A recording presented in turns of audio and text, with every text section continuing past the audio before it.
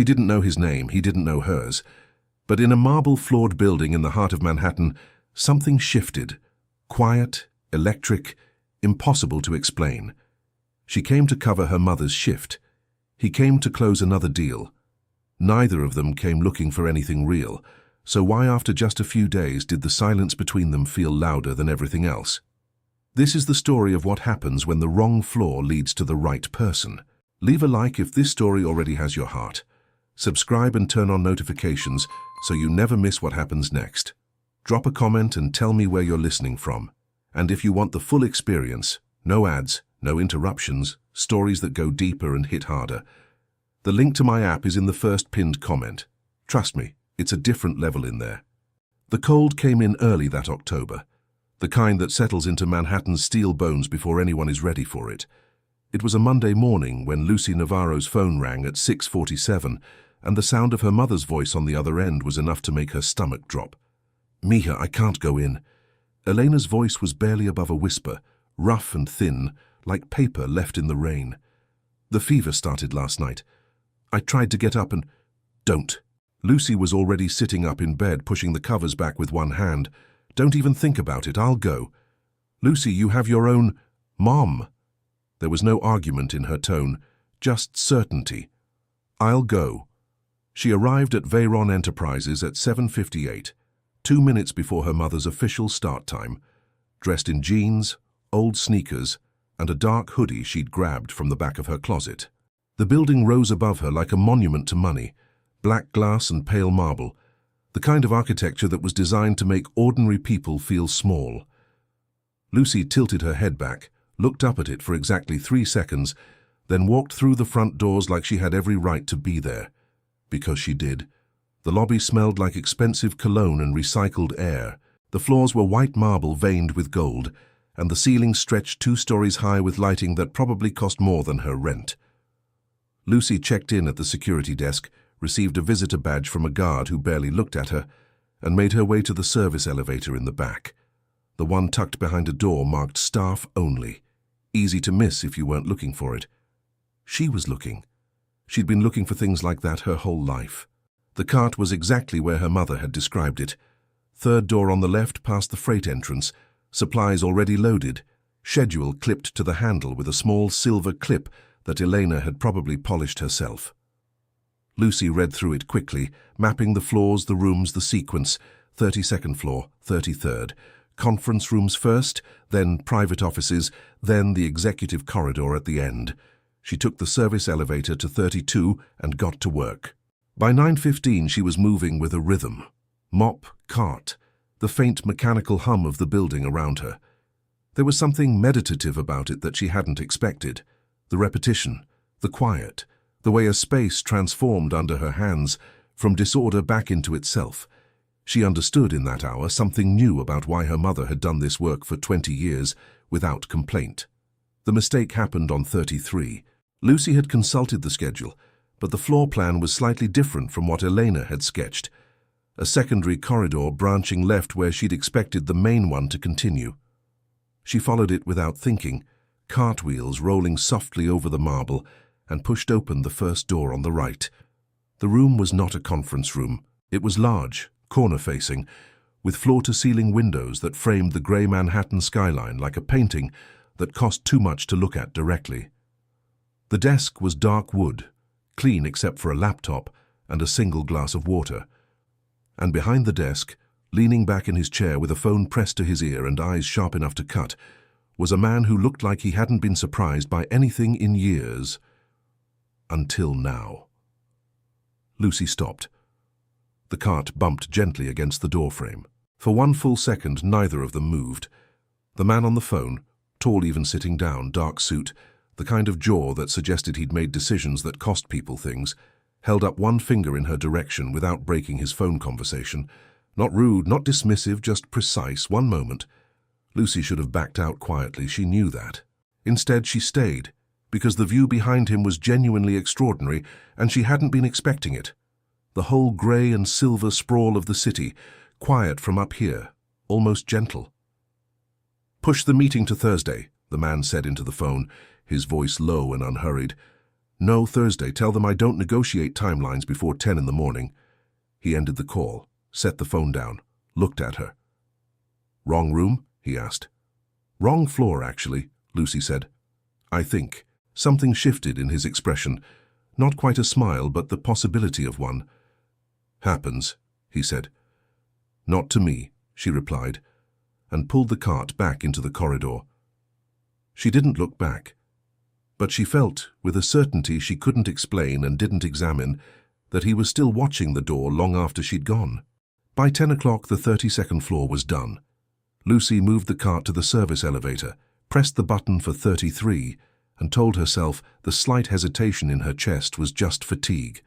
She hadn't eaten since 6. The building was colder than she'd expected, and the man in the corner office had looked at her in a way that was difficult to categorize, not inappropriate, not dismissive, just attentive. Like someone who spent most of his time being looked at and had forgotten what it felt like to actually look. She shook it off. She had a schedule to keep. The 33rd floor was quieter than the one below. Fewer open-plan desks, more closed doors. The kind of hush that suggested important things happened here without anyone raising their voice. Lucy worked methodically, starting with the hallway, then the 2 small conference rooms near the east stairwell. She kept her earbuds in one ear, a podcast about urban gardening that her mother had recommended, and let the rhythm carry her. She was halfway through the second conference room when she heard voices outside. Already reviewed the numbers. Tell Marcus the projection stands. Yes, sir. Footsteps, then silence. Lucy didn't think anything of it. Offices were full of voices. She finished the conference room, reorganized the cart, and stepped back into the hallway. The man from the corner office was standing 12 feet away, reading something on his phone. He looked up. Their eyes met for the second time that morning. This time, Lucy noticed things she'd missed before. The slight tension at the corners of his eyes, the way his posture was perfect in a manner that suggested it cost him something, the fact that he was, objectively and inconveniently, extremely good-looking in the kind of way that made her want to look somewhere else immediately. She looked somewhere else immediately. Still lost? He asked. Still working, she replied without looking back. She heard something, not quite a laugh, closer to the sound of a laugh being caught before it escaped. She kept moving. What Aaron Veron did not do in the hours that followed was forget about her. This was inconvenient, because Aaron had built his entire adult life around the principle of selective attention. Focus on what matters, release what doesn't, and never waste cognitive space on things that don't affect the bottom line. It was a system that had worked reliably for 34 years. He stood at the window of his office at 11:15, coffee in hand, reviewing a mental outline of the afternoon's agenda, and realized he was listening for cartwheels in the hallway. He set the coffee down. This was new.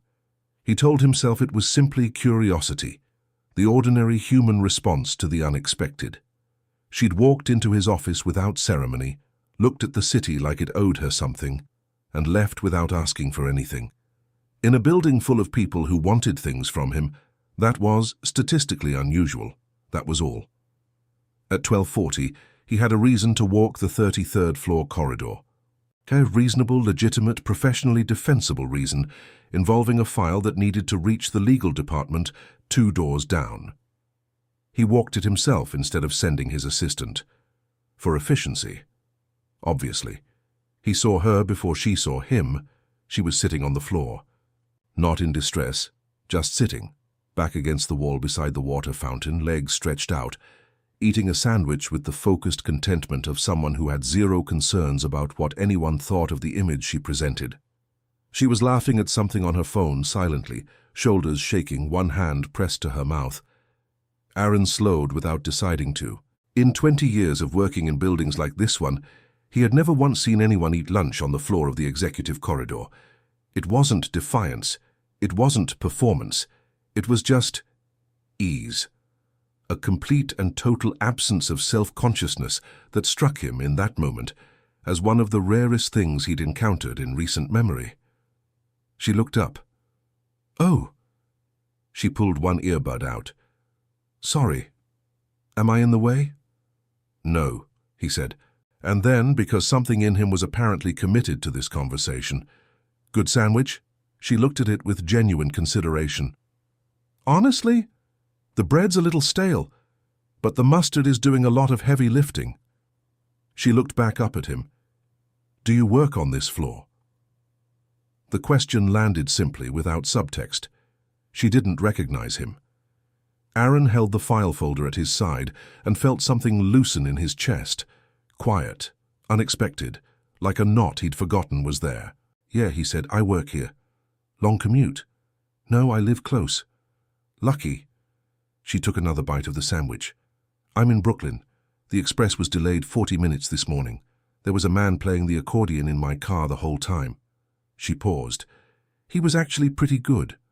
Aaron stood in the corridor of his own company, holding a file he didn't need to deliver personally, talking to a woman who didn't know his name, and realized he was in no particular hurry to go anywhere. "Does that happen often, the accordion? More than you'd think." She tilted her head. "You look like someone who takes a car." "I do." "Thought so." Not unkind, just honest. He almost smiled. Instead, he nodded once in the direction of the legal department, said, "Enjoy the sandwich," and kept walking, slower than necessary, aware of the sound of her quiet laugh following him down the hall. He delivered the file. He walked back to his office. He sat down at his desk and opened his laptop and looked at the afternoon agenda. He closed it again. It happened on Wednesday. Lucy had learned the building's rhythms by then, which floors got busy after 9, which corridors stayed quiet until noon, where the good light came through the windows in the late morning and turned the marble floors a shade of gold that seemed almost accidental. She had learned the names of 2 security guards, the preferences of the woman at the front reception desk, who liked the lobby kept a specific way, and the fact that the coffee in the 33rd floor break room was, without question, the worst she had ever tasted in her life. She had also learned, without meaning to, that she was looking for someone, not actively, not consciously, just a slight heightening of attention whenever she turned a corner. A half-second of awareness before she confirmed a hallway was empty. She told herself it was the natural result of 2 unexpected encounters, pattern recognition, nothing more. She was pushing the cart toward the service elevator at 11:40 when the main elevator doors at the end of the corridor slid open, and Aaron stepped out. He was mid-conversation with someone on his phone again. He saw her immediately. She was certain of it, but kept talking, walking past with just a slight tilt of his chin in her direction. Acknowledgement, not dismissal. Lucy pressed the call button for the service elevator and waited. The doors opened. She pushed the cart in, turned, and found Aaron stepping in behind her. Phone call apparently finished, expression unreadable, folder under one arm. 32? He asked, hand near the panel. Please, she said. He pressed 32 and then lobby. The doors closed. They were alone. For approximately 4 seconds, neither of them spoke. The elevator moved. Somewhere between floors, it shuddered, a small mechanical hesitation, and then stopped. Completely. Lucy looked at the panel. The floor indicator blinked once and held. She pressed 32 again. Nothing. It does this, Aaron said from beside her. She turned to look at him. It does this regularly. Occasionally. Maintenance has been notified. A pause. Several times. That's reassuring. It starts again within 5 minutes. You say that like you've timed it. I have. Something crossed his face, not quite amusement, but related to it. Twice. Lucy leaned back against the wall of the elevator and crossed her arms, not in defensiveness, but in the easy way of someone settling in. The space was small. The overhead light was the particular flat white of corporate buildings everywhere. Somewhere in the shaft above them, something clicked and went quiet. So, she said, do you just stand here in silence for 5 minutes, or I usually check emails? And how's that working for you emotionally? He looked at her. Fine. Right. She smiled at the elevator doors. The coffee on 33. Is it always that bad? Or is there some explanation? Like, is someone doing it on purpose? Something shifted in his expression. The machine is from 2019. It hasn't been replaced. Why not? Good question. Do you have an answer? Not one I'm proud of. Lucy laughed. A real one, short and unguarded, and she saw him register it the way someone registers unexpected warmth, like stepping into sunlight after a long time indoors. I'm Lucy, she said. Aaron, he replied. No last name.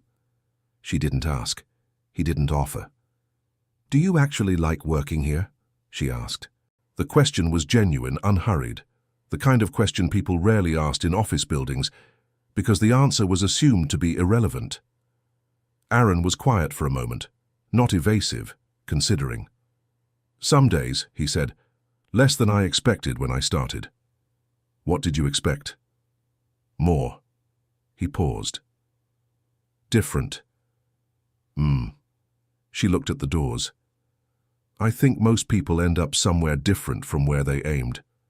The good ones figure out why. The elevator shuddered back to life. The floor indicator blinked. 32 lit up, then began to move. 4 minutes, maybe slightly more. Aaron looked at her in the last seconds before the doors opened, and Lucy felt it. Not dramatically, not like something from a film. Just a quiet shift in her chest, the way a room changes when someone opens a window and the air moves for the first time in too long. The doors slid apart. She pushed the cart out into the corridor, and he remained inside, lobby-bound, one hand resting on the panel. The view from the east stairwell landing on 34, he said, just before the doors closed. Better than anything on this floor, if you get a chance. The doors shut. Lucy stood in the hallway with her cart and the faint smell of his cologne still in the air around her, and pressed one hand briefly to her sternum, not dramatically, just checking, the way you check something you're not sure you imagined. Her heart was beating faster than it should have been. She decided firmly to ignore it. She lasted about 30 seconds before she found herself wondering what the view from 34 actually looked like, and whether he'd be anywhere near the east stairwell the next time she passed. It was Thursday morning when everything changed, not dramatically, not with the announcement or a confrontation or any of the theatrical devices that might have made it easier to process. It happened the way most difficult truths happen, quietly, between two other things, in the middle of an ordinary moment that became something else entirely. Lucy was in the break room on 32, rinsing out the cleaning cloths at the utility sink, when Donna sat down at the small table behind her. Donna was one of the building's senior cleaning staff, mid-50s, sharp eyes, the kind of woman who knew everything about everyone and had long since stopped being surprised by any of it. She and Elena had worked together for 11 years. She had accepted Lucy's presence on the floor with the warm efficiency of someone used to navigating the unexpected. "Your mum feeling better?" Donna asked, unwrapping a granola bar. "Much better. She'll probably be back Monday." "Good. She's missed." Donna broke the granola bar in half. "You've been doing well up here, you know. 33 especially. Mr. Veyron's floor is always the most particular." Lucy turned off the faucet. "Mr. Veyron?" she said, carefully, like the name might mean something she wasn't sure she wanted it to mean. Donna was reading something on her phone, only half present. "Aaron Veyron owns the building, the company, the whole operation. 33's his domain. 34th too, technically, but he keeps that floor for overflow." She looked up briefly. "Intense man.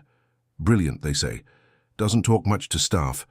Well, any staff, really. Very contained. Why?" Lucy's hands were still on the edge of the sink. "No reason," she said. "Just heard the name." Donna nodded and went back to her phone. Lucy picked up the cleaning cloths, folded them with hands that were steadier than she felt, and walked back into the corridor. She found a quiet corner near the east stairwell, the one he'd mentioned, and sat down on the bottom step with her phone. 3 searches. That was all it took. Aaron Veyron, CEO. Aaron Veyron, Veyron Enterprises. Aaron Veyron, net worth. The results came back in under a second. She stared at the screen for a long time. The man from the elevator, the one who had timed the malfunction, who had called the coffee bad with the weariness of someone who'd accepted it as inevitable, who had said, "I work here with such ordinary simplicity," was on the cover of 3 different business publications in the last 18 months alone. There were photos of him at galas, at conferences, at the kind of events where the venue alone cost more than Lucy's entire year.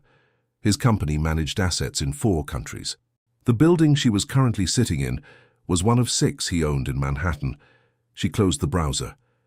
She sat very still on the step and listened to the faint hum of the building around her, the ventilation, the distant sound of the elevator, the low murmur of a meeting happening somewhere above.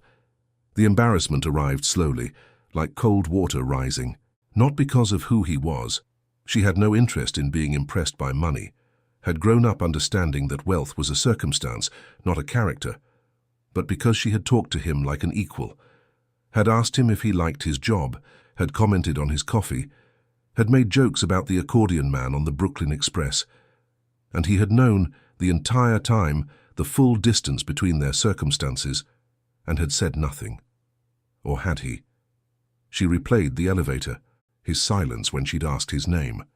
The way he'd said, "I work here," technically true, completely misleading, effortlessly delivered. He hadn't lied, he had just not corrected her assumption, which somehow felt worse. Lucy stood up, straightened her jacket, and made a decision with the quiet efficiency she applied to most problems. She would finish the week, do her job well, and not cross paths with Aaron Veyron again. Her mother would be back Monday. This would be over. Whatever had been quietly building in the margins of the last 3 days, the elevator, the corridor, the way he'd told her about the view like he was offering something real, would dissolve back into the category of things that almost happened and didn't. She was good at that category. She returned to the cart and resumed the schedule. At 2:17, she heard footsteps she recognized, not because she'd been listening. She told herself that clearly.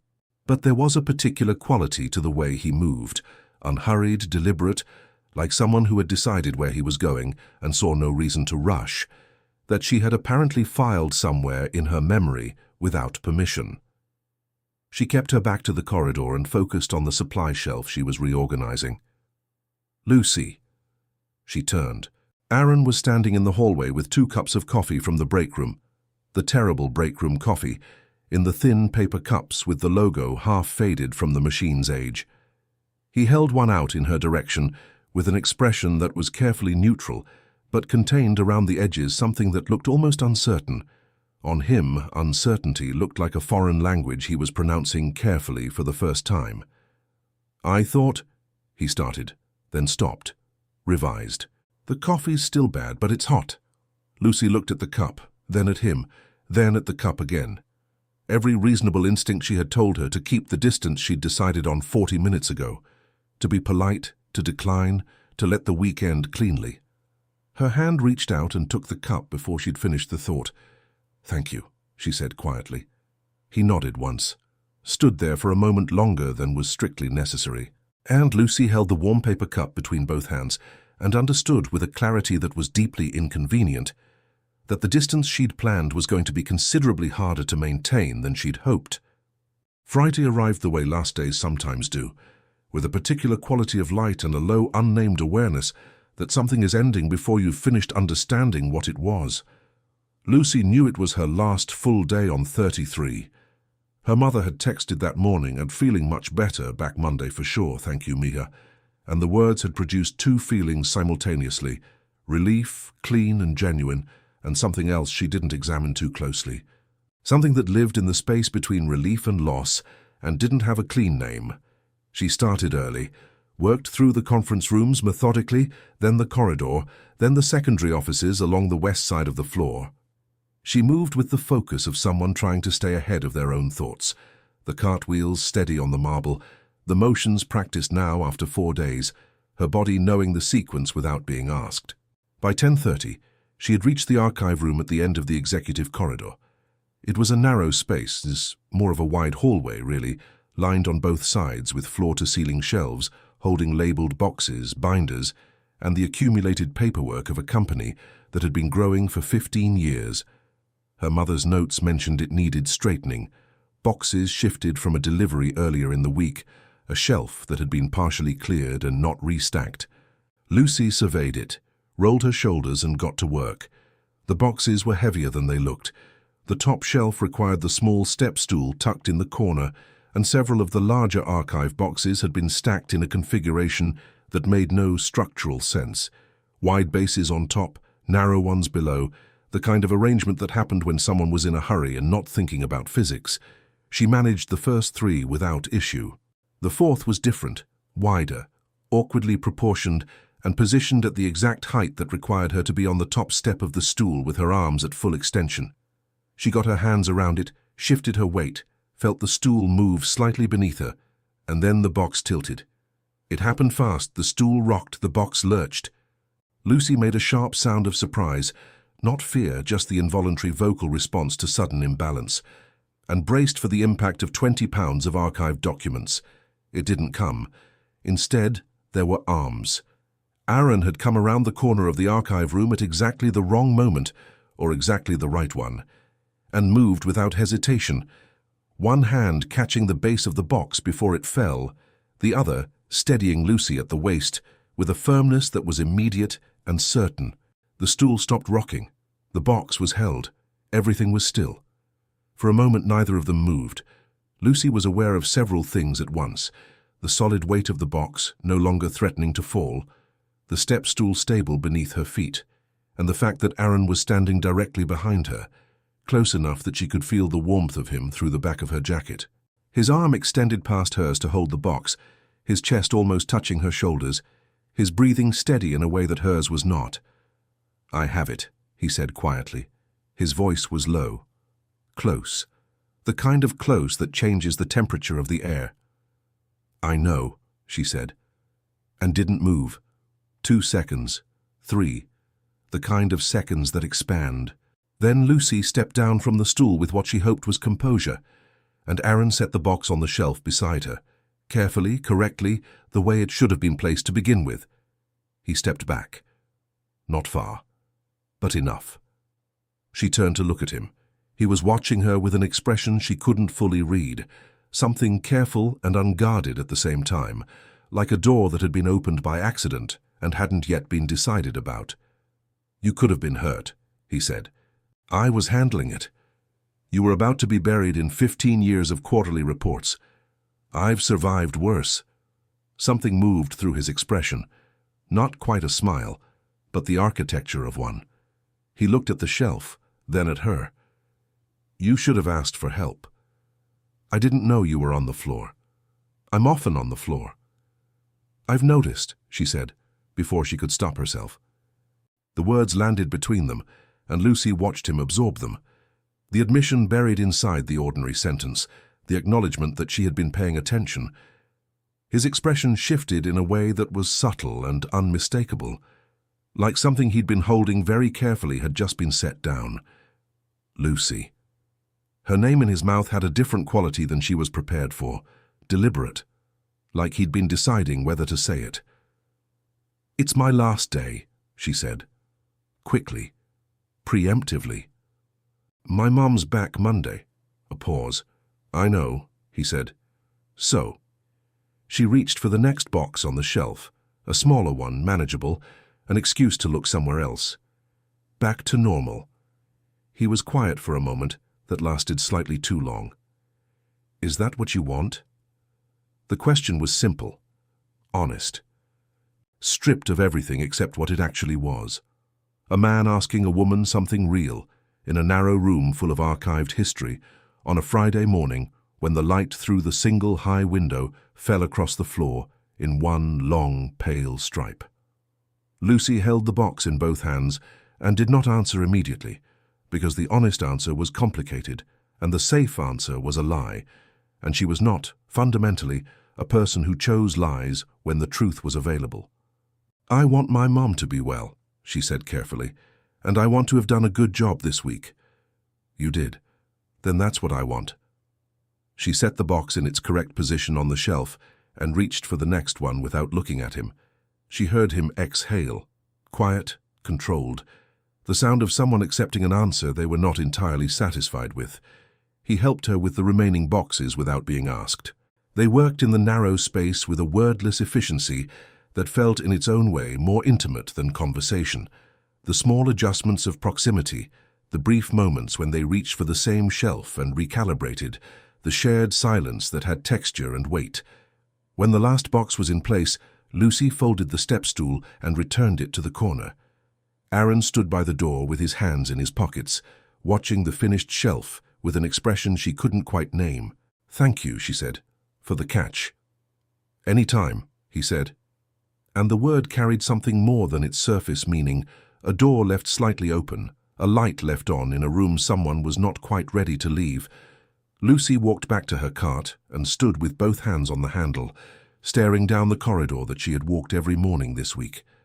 33. The worst coffee in Manhattan. The best city view she had ever seen from a stairwell window.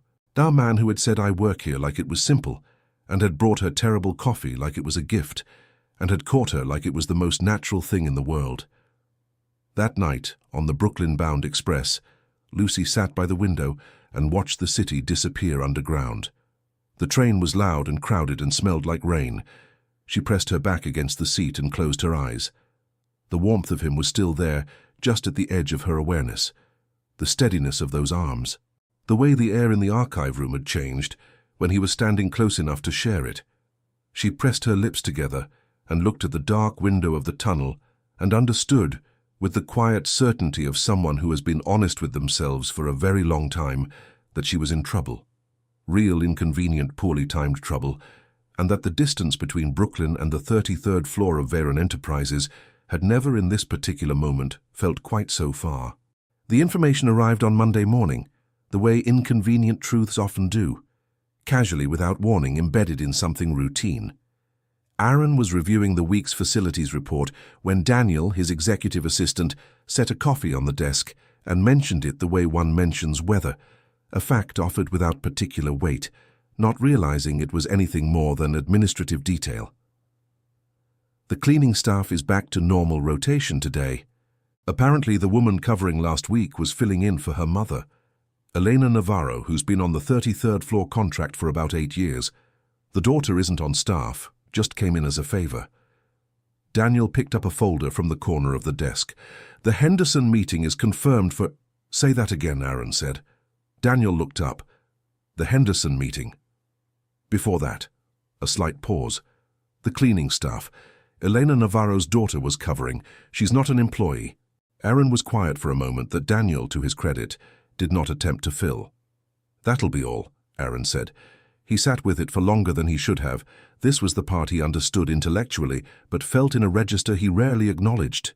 The way information could rearrange a room without moving anything in it. Everything looked the same. The desk, the windows, the grey October sky pressing against the glass. But the geometry had shifted. Lucy Navarro. Not a colleague, not a staff member, not someone navigating the same professional world from a different position within it.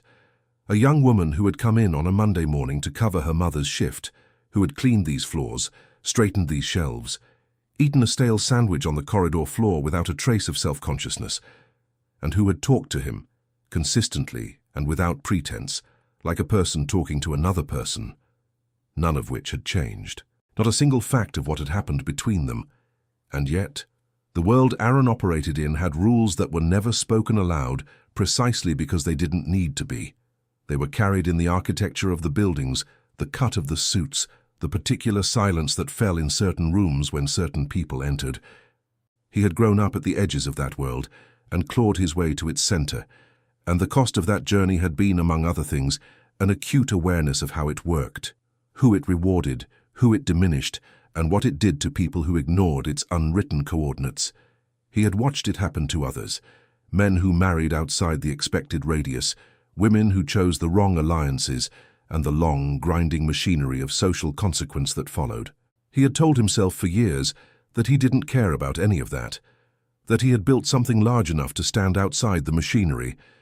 He wasn't sure, sitting at his desk on Monday morning, that he had built anything of the kind. By afternoon, he had said nothing to Lucy, had not sought her out, had not walked the corridor with invented errands, had not appeared near the service elevator with terrible coffee in a thin paper cup. He stayed on his floor, took his calls, reviewed his reports, behaved in every observable way like a man who had his priorities correctly ordered. The effort of it sat in his chest like something with weight. Lucy noticed on Tuesday. She had told herself, arriving at the building Monday morning with her mother, who had hugged her at the door and said, "Thank you, Mija, you didn't have to," with the particular tenderness of someone who knows their child did absolutely have to. She had told herself that returning to ordinary life was the correct outcome. The week was over. The archive boxes were stacked correctly. Whatever had gathered in the margins of 33 was a thing of the margins, not the main text. She believed this completely until she was back on 32, her assigned floor for the week, and realized she was listening, again, for footsteps that didn't come. On Wednesday, she saw him from a distance. He was crossing the lobby with two men in suits, speaking in a low, even voice, not looking around, not. His face had a quality she hadn't seen in their conversations. Sealed, professional, the expression of someone who has drawn a precise boundary around themselves and is maintaining it without visible effort. He didn't look up. Lucy told herself he simply hadn't seen her. She was near the east wall beside the service entrance, cart handle in both hands. It was a large lobby. It was reasonable. She went back to work. By Thursday, she had stopped telling herself things and simply felt what was there. A quiet ache that she recognized, with some bitterness, as the specific pain of having reached for something that wasn't quite reaching back. She had not imagined the archive room, had not invented the elevator, had not manufactured the warmth of those 4 minutes in the stopped car, or the way he'd said her name in the narrow corridor like it was something he'd been deciding. But deciding was different from choosing. She knew that. She had always known that. That evening she sat at the small kitchen table in the Brooklyn apartment while her mother made dinner, and Elena, without looking up from the stove, said, "You're quiet." "Tired," Lucy said. Eleanor stirred something in the pot, said nothing for a moment. Then, "The building treating you all right?" "Fine," Lucy said.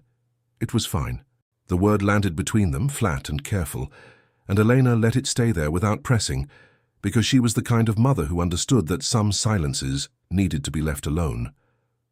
Lucy looked at the window above the sink, the Brooklyn darkness outside, the warm light of the kitchen reflected back at her, and pressed her thumb against the edge of the table and thought about a man who had built something enormous and stood inside it alone, and who had for 4 days looked at her like she was the most interesting thing in the room, and who had then, without a word, decided she wasn't. She didn't cry about it. She wasn't built for that kind of response to disappointment. She just sat with it, the weight of it, the particular loneliness of almost, the way it pressed against the ribs from the inside. Outside, the city hummed its indifferent Manhattan hum, and somewhere on the 33rd floor of a glass building by the park, a man she barely knew was probably sitting at a dark wood desk, looking at numbers that added up to everything, and feeling, if she had to guess, considerably less than that. 3 days. That was how long Aaron Veyron spent being certain he had made the right decision. He was good at certainty, had built a career on it, had navigated boardrooms and negotiations and the particular brutality of high-stakes decisions, with the steady confidence of someone who had trained himself never to flinch. Certainty was a muscle. He had exercised it consistently for 15 years. It took 3 days for it to fail him completely. It started small. Monday he noticed the corridor on 33 had a different quality, not visibly different. Nothing he could have named in a meeting or written in a report. Just quieter. The particular silence of a space where something had been present and was no longer. He told himself it was the ordinary adjustment of returning to routine after a minor disruption. He believed this for approximately 4 hours. Tuesday he found himself standing at the break-room machine at 2 in the afternoon, not because he wanted coffee, but because he was standing there, paper cup in hand, before he'd registered the decision to come. He looked at the machine, at the cup, set it down without filling it, and walked back to his office with the unhurried precision of a man who had absolutely not just done something inexplicable. Wednesday was worse. He was at his desk by 7:30, working through a contract revision that required full attention, and he was giving it full attention, and somewhere around 9:15 he opened the top right drawer of his desk for a pen, and found it. A small square of folded fabric, white cotton, slightly worn at one edge. He had no memory of placing it there, which meant it had been there for days without his noticing, which meant he had been opening and closing that drawer for days without seeing it. He picked it up. He knew immediately. Not from any logical sequence of deduction, but from the direct, unreasonable certainty of recognition, the faint scent of something clean and warm, a hand lotion or a soap, ordinary and specific in the way that personal scents always are. He had been close enough to notice it in the archive room, in the elevator, in the corridor outside the break room, where she had handed back the terrible coffee cup with both hands like it deserved care. Lucy's handkerchief, left behind, forgotten, probably entirely unaware of its absence. Aaron sat at his desk with the small square of fabric in his hand and felt something move through him, quiet, irreversible, the internal equivalent of a structural shift, not dramatic, not loud. The kind of thing that happens in the foundation, below the visible surface where the real weight is carried. He sat with it for a long time. The drive to Brooklyn took 40 minutes in late afternoon traffic. Aaron had not planned it. That was the part that kept surfacing as the car moved through the bridge traffic and into the wider, lower streets of the borough. The complete absence of a plan. He had no speech prepared, no argument assembled, no strategic framework for what he was doing. He had simply stood up from his desk, told Daniel he was leaving early, which he had not done in 4 months, gotten into the car, and given an address he had obtained from the facilities office with a brevity that had not invited questions. He watched Brooklyn arrive around him through the car window, the shift in architecture from Manhattan's vertical ambition to something lower and wider and more human in its proportions. Brick buildings with fire escapes, corner stores with handwritten signs, a woman walking a dog the size of a small horse, a kid on a bicycle cutting between parked cars with the fearless geometry of someone who had grown up on these streets. He had not grown up somewhere like this.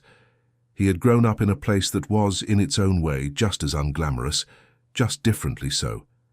He had left it at 18 and spent the years since building something large enough that he never had to return. He had spent so long building the large thing that he had forgotten to notice what the building had cost. The car stopped on a residential block, 3-story brownstones, a bodega on the corner, 2 kids drawing something on the sidewalk with chalk. Aaron stepped out. The air was colder here somehow, or maybe just less filtered than the climate-controlled corridors of 33. It smelled like fallen leaves and something frying somewhere nearby. He checked the number against the building in front of him, and there she was. Lucy was sitting on the front steps of the building, not waiting for anyone, just existing in the late afternoon the way people do when they've come home and aren't quite ready to go inside yet. She had a paperback open in her lap and a cup of something warm in her hand, and she was wearing the same dark hoodie from the first morning, and the amber light of 4:30 in October was doing something quietly extraordinary to the scene that Aaron was aware of in a way he couldn't have articulated. She looked up. The expression that crossed her face was not the one he had braced for. Not cold, not wounded, not the careful professional neutrality he had deployed against her all week. It was something more complicated and more honest than any of those. Surprise. A flash of something unguarded, then a careful settling, like a person deciding in real time how much of themselves to show. "Aaron," she said. Not a question, not a welcome. Just his name stated plainly, like a fact she was confirming.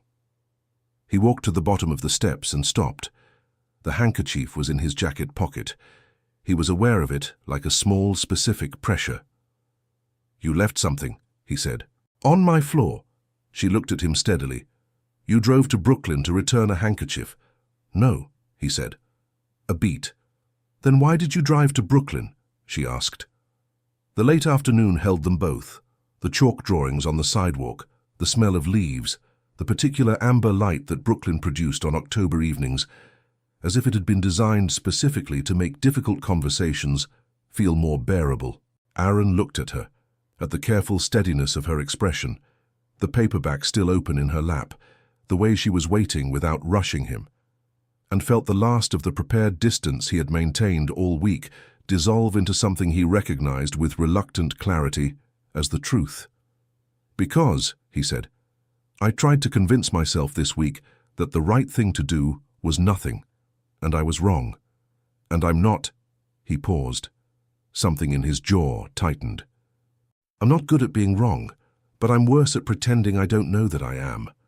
Lucy was quiet for a moment that felt like it contained several smaller moments inside it.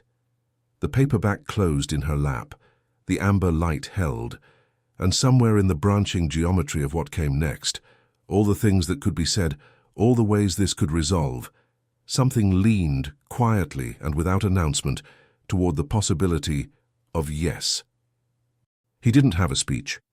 Lucy had half expected one, some version of the polished, prepared Aaron Veyron she had read about in those search results, the man who closed deals and directed boardrooms and moved through the world with the particular confidence of someone who always knew what he was going to say before he said it. She had braced for eloquence, for the kind of words that arrive already arranged, already measured for effect. What she got instead was something considerably harder to defend against. He stood at the bottom of her steps in a suit that probably cost more than her mother's monthly salary, on a Brooklyn sidewalk where the chalk drawings behind him included what appeared to be a lopsided cat, and the words "Marta was here," and he looked, for the first time in every interaction she could recall, genuinely uncertain, not performing uncertainty, not deploying it strategically, just standing in it, the way ordinary people stand in difficult weather without pretending it isn't happening. I pulled back, he said. When I found out about your mother, about why you were there, I told myself it was the reasonable response, that it was better for both of us. He paused.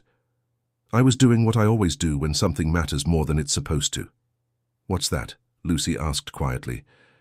Building a wall before I've decided if I actually want one. The amber light was fading now, the sky shifting toward the deeper blue that came just before dark in October, and the street around them had settled into its evening rhythm, a door opening and closing somewhere above, the distant bass of music from the bodega on the corner, two pigeons conducting some private negotiation near the bottom step. Lucy looked at him for a long moment. She thought about the elevator, the 4 minutes that had felt like a different kind of time, unhurried, private, belonging to no particular floor or company or category of person. She thought about the coffee in the thin paper cup, offered with that carefully neutral expression that contained, around the edges, something he clearly hadn't known how to name yet. She thought about the archive room and the solid steadiness of his arms and the way the air had changed when he was close enough to share it. She thought about Wednesday in the lobby when he hadn't looked up. You hurt me, she said. Not with heat, just with accuracy. The clean, direct statement of someone who respects themselves enough to say the true thing. Something moved across his face, not flinching exactly, but receiving, the expression of someone accepting a weight they know they earned. I know, he said. I'm not... She stopped, reorganized. I'm not interested in being someone's experiment, or someone's exception, or whatever story a person tells themselves when they want something that doesn't fit their life. That's not... He stopped, too. Ran a hand briefly through his hair in a gesture so uncharacteristically unpolished that it almost made her smile. That's not what this is. Then what is it? He was quiet for a moment, not evasive, not calculating, just honest, in the way that honesty sometimes requires a beat of silence before it arrives. I don't entirely know yet, he said.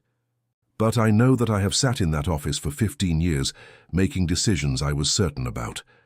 And the only thing in recent memory that has felt, he paused, chose, real, was 4 days of running into you in hallways and a broken elevator, and the worst coffee either of us has ever tasted. And I would rather stand on this sidewalk not knowing what comes next than go back to the 33rd floor and be certain about everything and feel none of it. The street held its breath. Lucy looked at him, at the man who owned the building and the company, and according to 3 business publications, a significant portion of the Manhattan skyline, standing on a Brooklyn sidewalk with his hands in his pockets and his certainty for once entirely absent. She stood up from the steps. You're going to have to learn to make a decent cup of coffee, she said, if this is going to be a thing. Something broke open in his expression, not dramatically, not theatrically, just quietly, the way light comes through when something that was closed finally isn't. The corners of his mouth moved. His shoulders dropped half an inch. He looked, for the first time since she'd known him, like someone who had put something down that he'd been carrying for a very long time. "I'll take a class," he said. "Multiple classes," she said. "The machine on 33 is a crime. I'll have it replaced by Monday." "That's not the point." "I know," he said. "The point is the coffee, the effort, showing up with something real even when it's imperfect." She looked at him. "You're a fast learner," she said. "Only when it matters." Lucy descended the last 2 steps until she was standing on the sidewalk beside him, level now. The distance between them, the ordinary distance of 2 people having a conversation, and also entirely not. The chalk cat was visible just beyond his shoulder. The sky had gone the deep, honest blue of early evening. Somewhere above them, a window opened and the smell of her mother's cooking drifted down. Onions and something warm, the smell of the apartment, of home, of the life she had built in this borough with nothing but work and love and the quiet stubbornness of someone who knew their own worth. She was not going to disappear into someone else's world. She knew that about herself with a clarity that required no examination. Whatever this was and whatever it became, it would have to include this sidewalk, this building, this borough. The woman she was here, not a version adjusted for marble floors and glass ceilings, and looking at him now, the uncertainty still present, the wall genuinely visibly down, she thought he might possibly understand that. "There's a coffee place 2 blocks east," she said. "They actually know what they're doing. It'll ruin you for everything else." "Is that a warning?" he asked. "It's an invitation," she said. He looked at her for a moment that contained in its quiet geometry something that felt like the beginning of a very long conversation, the kind that starts over terrible coffee in a broken elevator and continues, if you're paying attention, for considerably longer than either person planned. "Lead the way," he said. And Lucy turned east on the Brooklyn sidewalk, hands in her hoodie pockets, the amber and blue evening opening ahead of them, and did not look back to check if he was following, because she already knew, with the particular certainty of someone who has learned to trust what is real, that he was. Right there, 2 steps behind, exactly where he chose to be. She came to cover a shift. He came to close a deal. Neither of them came looking for anything real, and that is precisely why they found it. Between the wrong floor and the right moment, between distance and the courage to dissolve it, Aaron and Lucy discovered what most people spend a lifetime searching for. Someone who sees them clearly, without the architecture of status or circumstance, and stays anyway. Because the most extraordinary things rarely arrive announced. They arrive pushing a cart down the wrong corridor and change everything. If this story stayed with you, leave a like, subscribe, and turn on notifications so you never miss what comes next. Drop a comment and tell me where you're listening from tonight. And if you want to go deeper, stories with no ads, no interruptions, new romances every single day, the link is in the first pinned comment. Trust me, inside the app, it's a completely different level. See you there.